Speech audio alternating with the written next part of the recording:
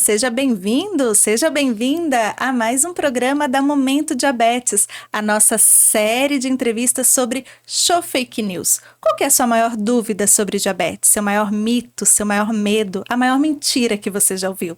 Aqui no nosso programa, até junho, nós vamos falar sobre eles. Eu sou a Letícia Martins, sou editora da Momento Diabetes e hoje eu recebo aqui no nosso estúdio duas nutricionistas educadoras em diabetes que vão nos ajudar muito a entender o universo da nutrição.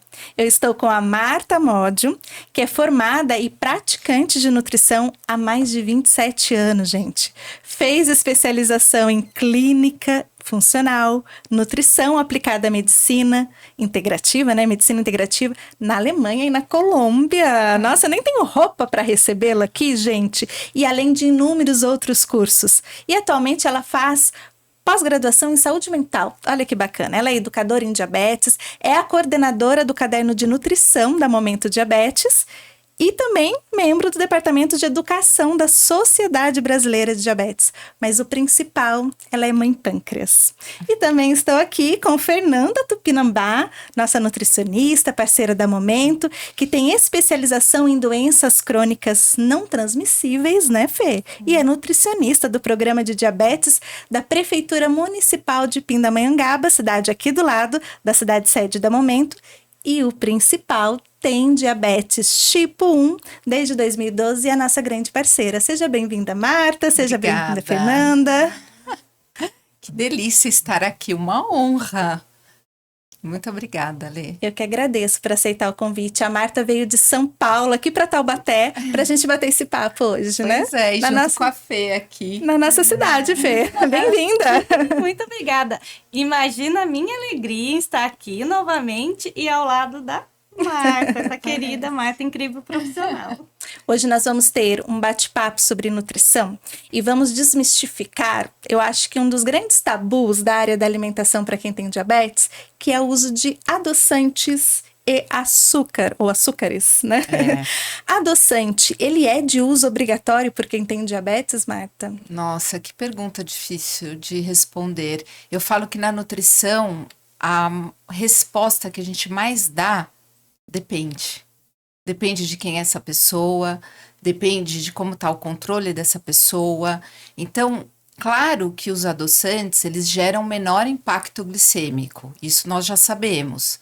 Mas não é que o açúcar seja proibido. Os dois precisam ter um consumo moderado, por vários motivos. Então, a gente sabe que alguns adoçantes, eles têm o mesmo poder do açúcar no nosso cérebro. Então, apesar de não ter impacto glicêmico, leva a gente a querer consumir coisas mais doces por mais tempo. Então, tudo depende. Nossa, que palavra forte. Eles têm um poder no nosso cérebro. Sim. Quer dizer, não é só o que acontece no nosso intestino, na nossa barriguinha, que a gente vai conversar aqui, né? Não. Até porque o nosso corpo ele é inteirinho interligado. Eu acho que a evolução da ciência se desconectou um pouco da máquina humana, enxergar ela como um todo. Então, o funcionamento é todo coordenado. Todo órgão, um depende do outro para funcionar. E o cérebro é super poderoso e está intimamente ligado ao nosso intestino. Então, essa conexão, esse eixo cérebro-intestino é um assunto muito importante da gente observar, porque tem poder para a nossa saúde. Bacana. E Fê, você hoje está no chapéu de nutricionista, mas antes de ser nutricionista, você descobriu o diagnóstico de diabetes, né? Tipo 1. Como que foi o uso do adoçante para você? Você também tinha essa ideia de que tinha que usar adoçante, de que nunca mais ia poder comer açúcar? Sim.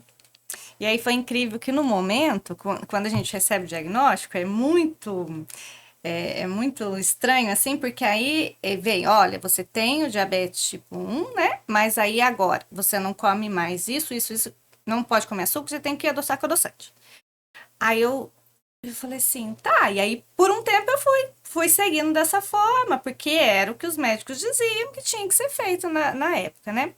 Mas aí depois, estudando, aí eu fui entendendo que, opa, peraí, mas aí, e dentro do adoçante não são todos iguais, e a quantidade, quanto mais é melhor, quanto menos é melhor, e aí eu fui estudando para entender, e que sim, com bom controle, como a Marta falou, é muito individual, né?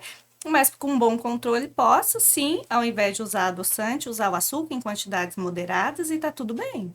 Legal, e você falou de tipos de adoçante, né? Quer dizer, a gente tem vários tipos que vêm de fontes diferentes, a gente tem também natural, né? Que muita gente acha que Sim. tem que consumir o adoçante natural. Sim. Como que é essa separação dos tipos? Quais são os principais? E se a gente precisar optar por um, qual seria, Marta?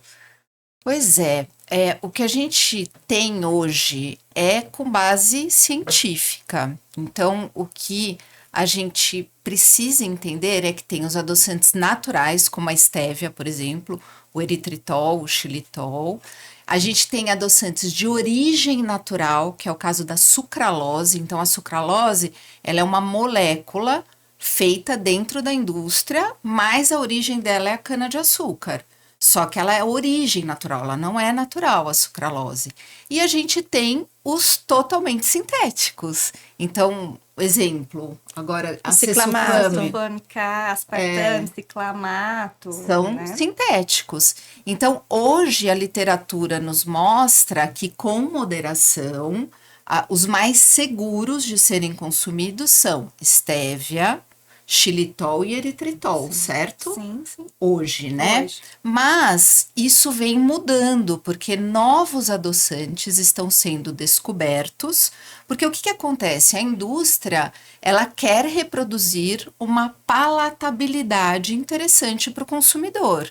Então, claro que essa pesquisa da engenharia de alimentos sim. acaba evoluindo para trazer novas substâncias para a indústria poder utilizar e criar produtos melhores do ponto de vista de paladar, nem sempre de saúde, é isso que a gente sempre tem que questionar. Sim. Então, por exemplo, me parece, eu estou no departamento de educação da sociedade, mas o departamento de nutrição vai fazer uma norma técnica esse semestre sobre os adoçantes. Porque isso é muito importante, a gente ter uma questão com base técnico-científica para não virar terrorismo nutricional.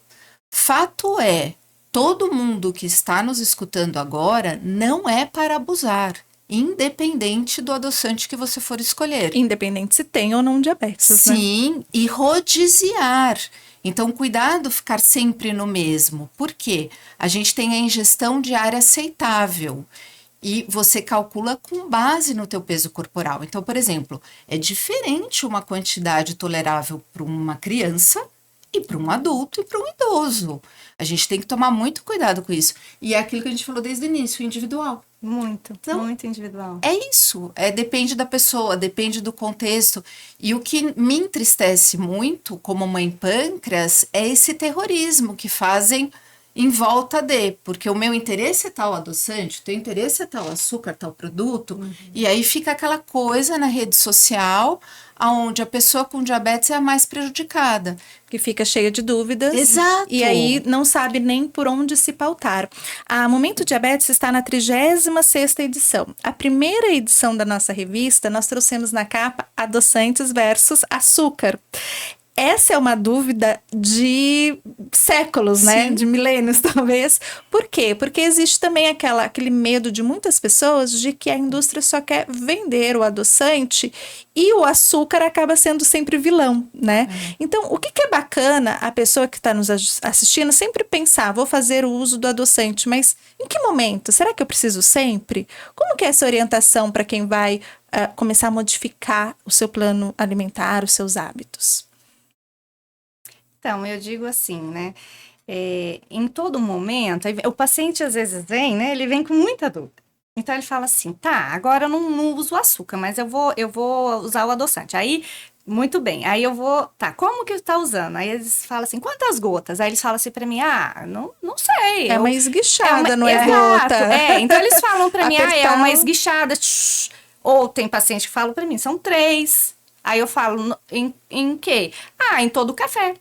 Quantos cafés toma? 6 por dia, né? Então, aí, e suco também, e preparação também. Então, aí, vira o excesso também do adoçante, que usa para adoçar tudo como se fosse o açúcar. Então, eles têm na mentalidade, então eu substituí, tirei o açúcar, botei o adoçante, vou usar em todas as preparações, bebidas e tudo mais.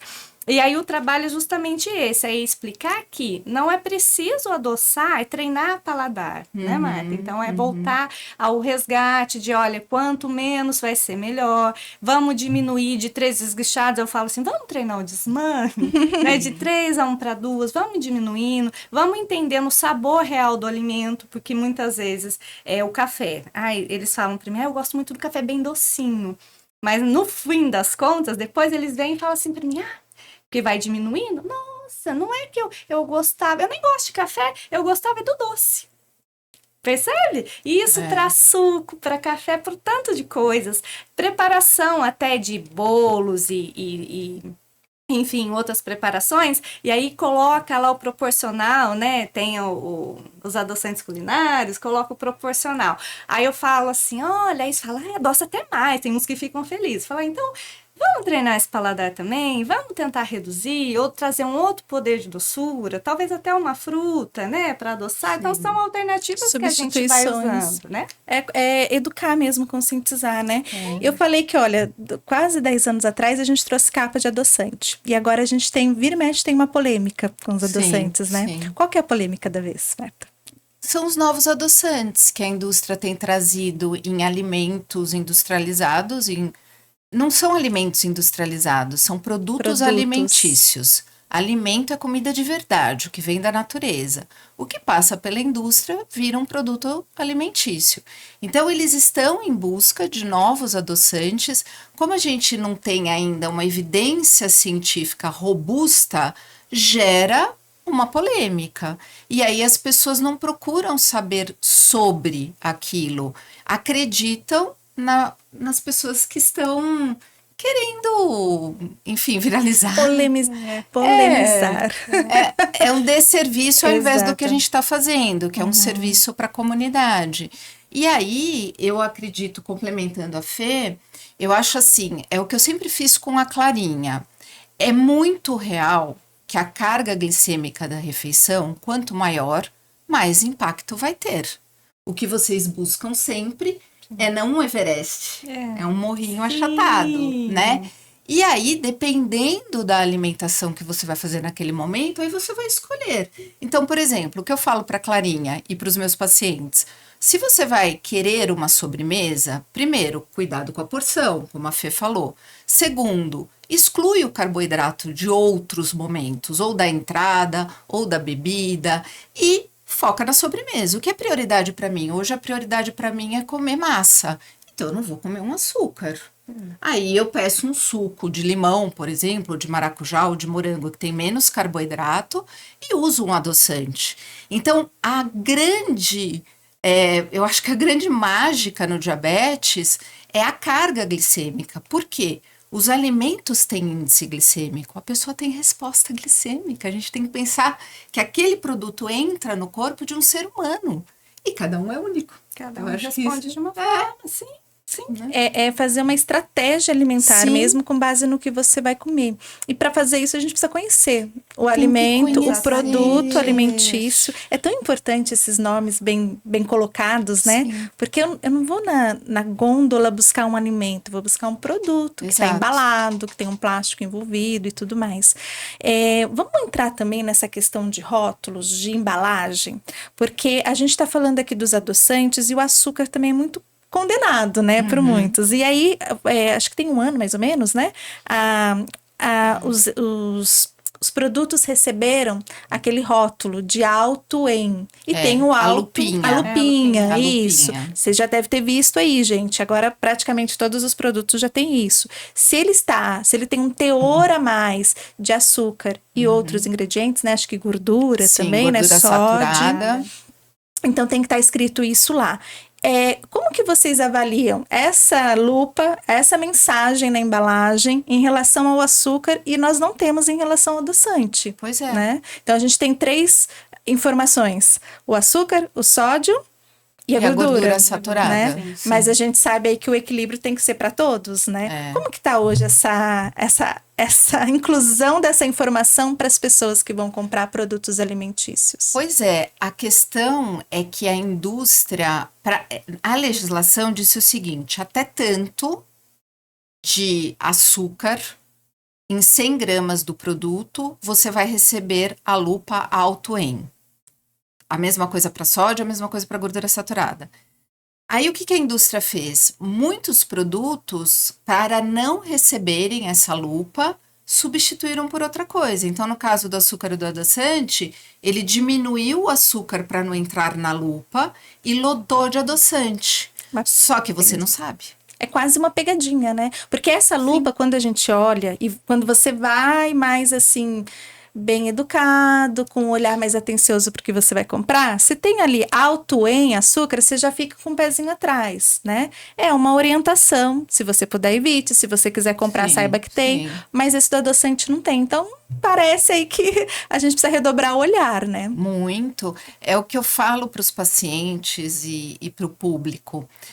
É muito, muito importante a gente entender o que a gente está comprando. Nunca foi tão importante a gente entender a origem do que a gente come, mesmo que seja de origem natural.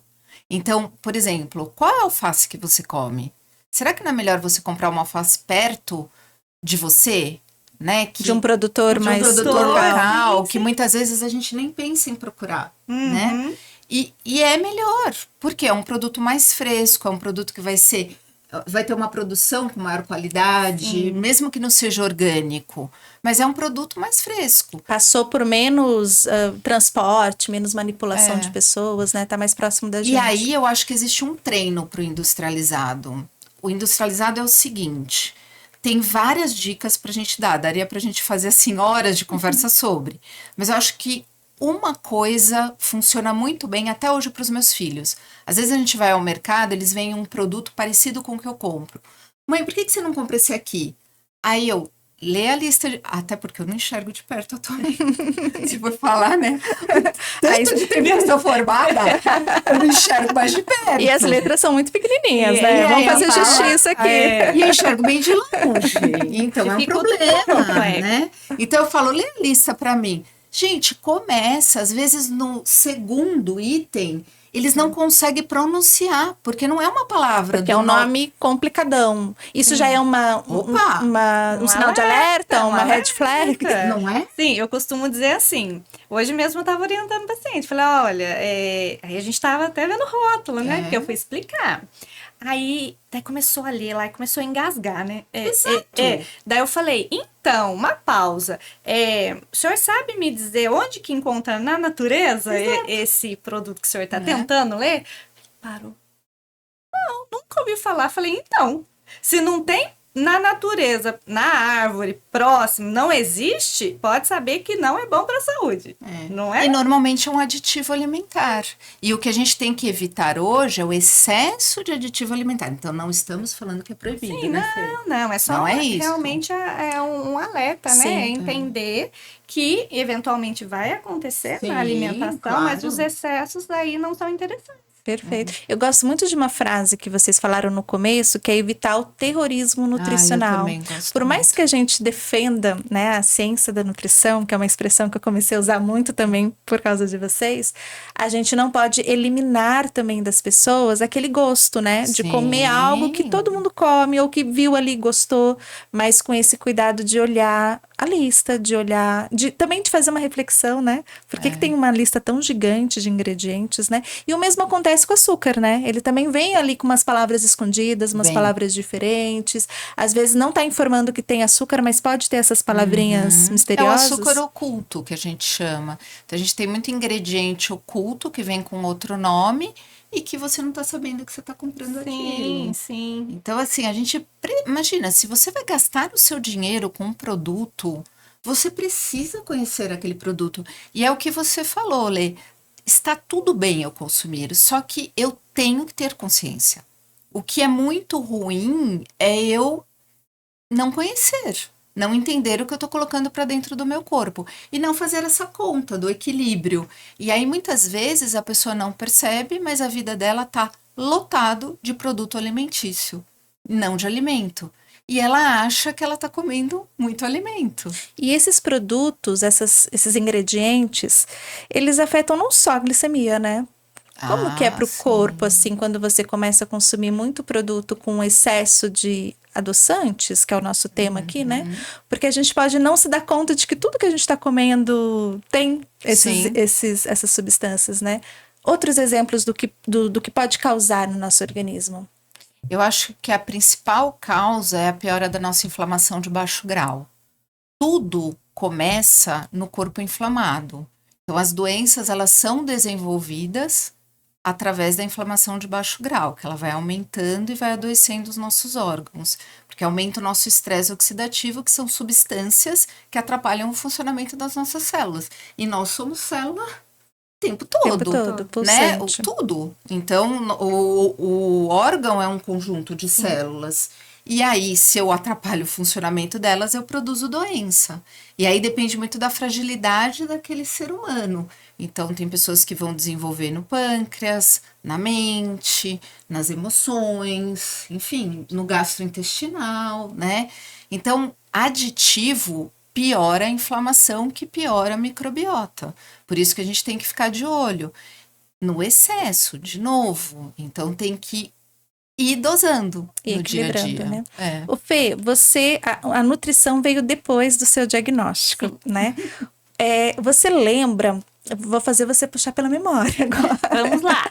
Você lembra de alimentos que você consumia e que você foi substituindo quando você descobriu o quão rico o natural ou uma outra versão dele era para o seu controle do diabetes? Ah, teve alguns. Sim, tem um Olha o sorrisinho. bem- É interessante essa evolução de tratamento, né? Porque Sim. quando a pessoa se dá conta de como o controle dela foi mudando para melhor, né? Sim. Conta, Fê. Eu usava muito o iogurte diet. Iogurte. Aí eu era o iogurte diet, o iogurte zero e não sei o quê. E aí eu não tinha noção. Eu ia comendo, ia comendo. E aí era o iogurte, tinha o suco, eu não ligava, mas eu acho que era mais o iogurte. E tinha. E outro também, chocolate diet. Era também os dois, assim. Que eu falava assim, não, de jeito nenhum, não posso, e consumia. Tinha que ser o. Tinha que ser de qualquer diet. jeito. Na minha cabeça não entrava, que não podia ser. Daí eu fui, aos poucos, eu fui entendendo, aí eu aprendi a ler o rótulo, né? Fui entendendo. E aí foi fazendo uma diferença danada na minha saúde também, porque foi melhorando. As fórmulas, elas foram ficando umas fórmulas mais limpas, porque aí eu fui entendendo também que os aditivos não eram assim tão interessantes, os excessos, porque eu consumia somente aqueles, né? Aí eu fui substituindo. E foi muito legal. Hoje eu vejo a evolução. Sim. Falo, uau, né? Como diferença. melhorou, que diferença. E o impacto glicêmico é absurdo na saúde de um produto natural para um produto Sim, outra industrializado. coisa. A gente podia falar um pouquinho dessa questão dos industrializados, para a gente entender um pouquinho quando uma nutricionista fala para gente assim, toma cuidado com os ultraprocessados. O que é um ultraprocessado? Porque ultra parece uma coisa legal, né? Ultra, assim, um ultramaratonista é aquele que Ultra. corre muito, né? A Muito. gente admira. Um alimento ultraprocessado não é bom? Não, porque ele tem um processo de industrialização maior do que um processado minimamente processado. Então, quando você fala um ultraprocessado, aí Nossa, aí o prejuízo já é maior. Né? Daí não deixa de ser o alimento, já é um produto, já é Sim. completamente diferente. Já tirou tudo de natural dele. Sim, aí chegou, só tem a essência muito pouquinha, né, do produto in natura, que é o primeiro, que é realmente aquele íntegro, natural mesmo. Se comparar, ele passa são classificações. Então, o primeiro in natura, a fruta, a verdura, né, o natural mesmo. Depois ele vem minimamente processado, quer dizer, passou por um processo ali, mas, por exemplo, vamos imaginar a espiga de milho. Então, a espiga de milho íntegra ou in natura, o que sofreu ali a limpeza, só de tirar a casca, de manusear, de fazer o corte, ele já foi minimamente processado, mas ainda assim é interessante, né? Depois ele passa por um outro processo, que já é um alimento processado. Imagina o mesmo milho, que foi limpo, e aí numa forma de um milho em conserva, por exemplo, que aí é o grão, a água e o sal para conservar. Né? E aí, quando a gente pensa no último produto do milho, vamos imaginar um salgadinho de pacote à base de milho. Aquele que é crocante, né? Que faz um barulhinho na boca. O milho sumiu. O milho sumiu. Cadê o milho?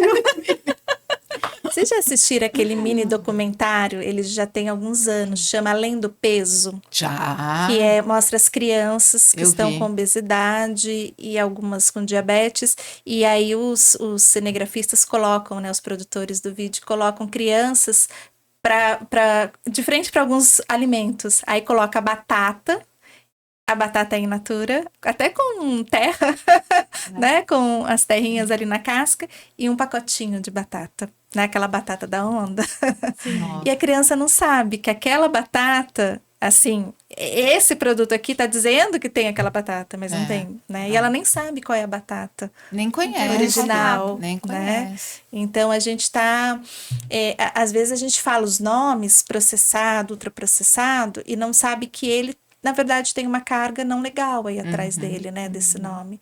Então E eu acho que uma grande dica também do industrializado são listas menores de ingredientes. Então, quanto maior a lista, mais coisa estranha possivelmente vai ter lá. Sim. Mais manipulado, né? Mas foi acrescentado. Isso é uma dica importante, então, na hora de escolher, né? Sim. Tomar cuidado com os nomes complicados. Sim. E tomar cuidado com o tamanho dessa lista. Quanto menos, melhor nesse caso. Quanto menos, melhor. Quanto menos, melhor. E legal também, né, Marta, comentar a respeito do primeiro ingrediente dessa lista, né? Que geralmente, naturalmente, é o ingrediente que tem mais no produto. E então, o último é o que tem menos. Que tem menos. Então, é uma informação bacana. Legal, a gente teve uma live, né, sobre doces, chocolate, que eu aprendi que é diferente também, né? Doce de chocolate. Acho que dá tempo da gente falar um pouquinho sobre isso para a gente fazer um gancho para a live que vocês vão poder assistir, que está aqui no nosso canal. E eu gosto muito da questão da palavra, a gente dar nome correto, né? As coisas como a gente falou de produto alimentício e alimento, né? Diferenças de doce e chocolate, por exemplo, guloseima, qual que é do ponto de vista nutricional?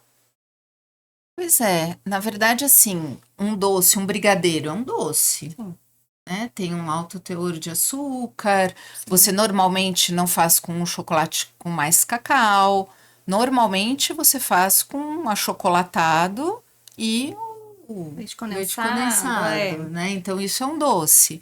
Se eu penso num chocolate, aí tem... aí é completamente diferente. Aí tem os tipos diferentes de chocolate, tem o percentual de cacau e da massa do cacau. Aí, né? dentro desse mundo do chocolate, a gente vai acabar pensando o seguinte: isso é um alimento de verdade? Por exemplo, eu tenho como hábito prescrever o momento de chocolate. Momento de chocolate, ai que ótimo. Apaixonada por chocolate. Sempre fui.